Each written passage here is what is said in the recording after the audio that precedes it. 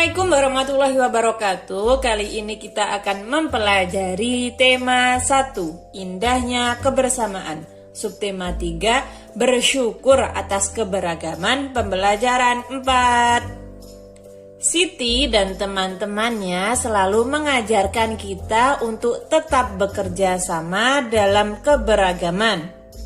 Ayo kita cari tahu cerita mereka. Meskipun Siti dan teman-temannya berasal dari daerah yang berbeda, mereka tetap bekerja sama membantu sesama. Akhir-akhir ini, Bu Mimin, penjual makanan di kantin SDN 1 Nusantara, seringkali tampak sedih. Siti memberanikan diri bertanya kepada Bu Mimin tentang apa yang sedang terjadi padanya. Bu Mimin bercerita bahwa anaknya sedang sakit di rumah. Permasalahannya, Bu Mimin tidak dapat meninggalkan kantin sekolah. Ia membutuhkan biaya untuk membayar pengobatan anaknya dengan berjualan makanan.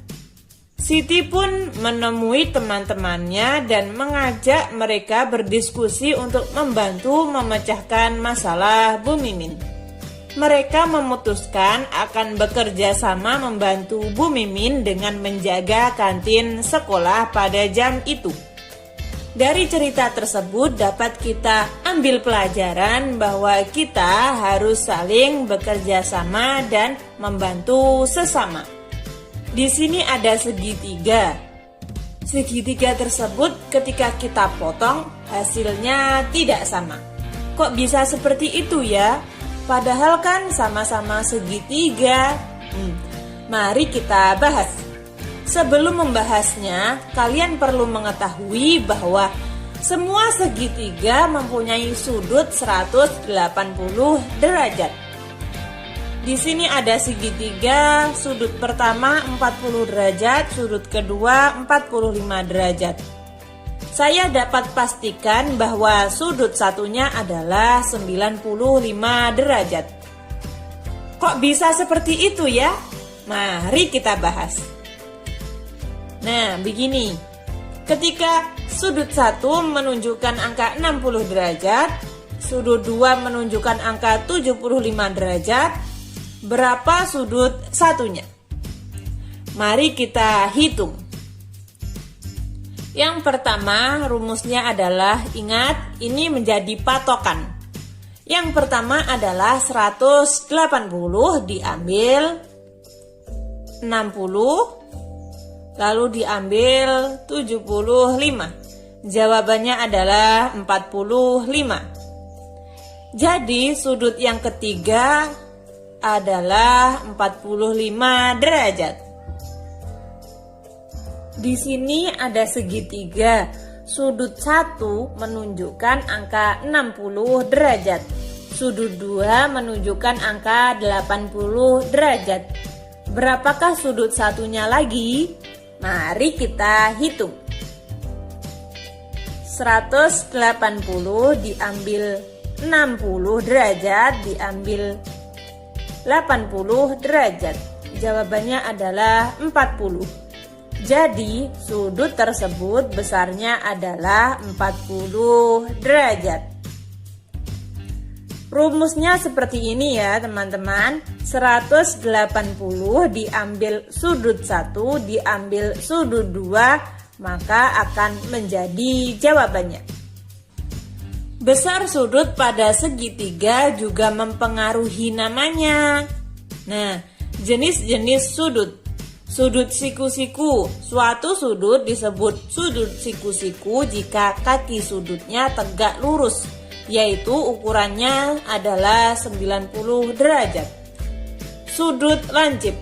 Suatu sudut disebut sudut lancip jika ukuran sudutnya lebih kecil dari sudut siku-siku, yaitu antara 0 dan 90 derajat. Sudut tumpul. Suatu sudut disebut sudut tumpul jika ukuran sudutnya lebih besar dari sudut siku-siku, yaitu antara 90 dan 180 derajat.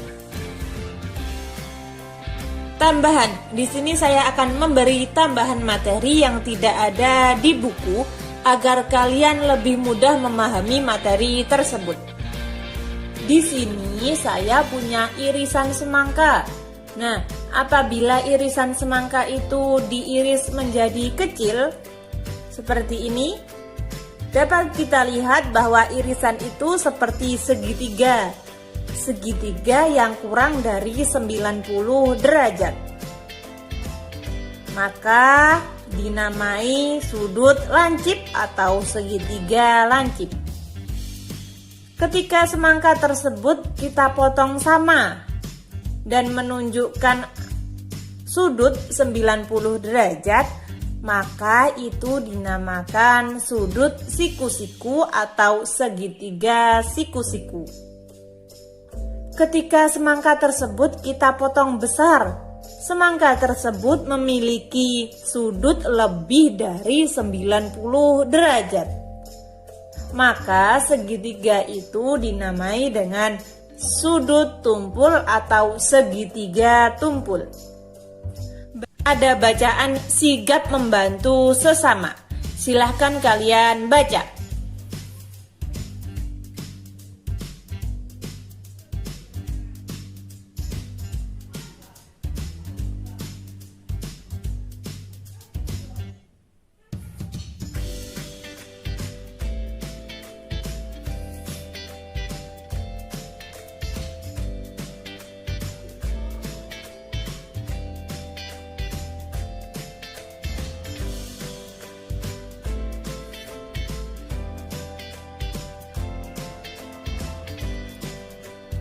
Nah, dari bacaan tersebut, bisakah kalian mencari gagasan pokok dan gagasan pendukungnya?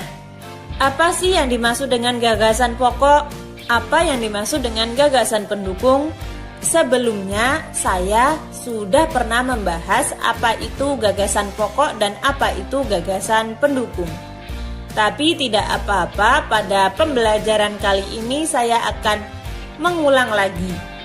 Gagasan pokok adalah ide utama yang dibahas dalam suatu bacaan, bisa berupa kalimat inti atau pokok paragraf.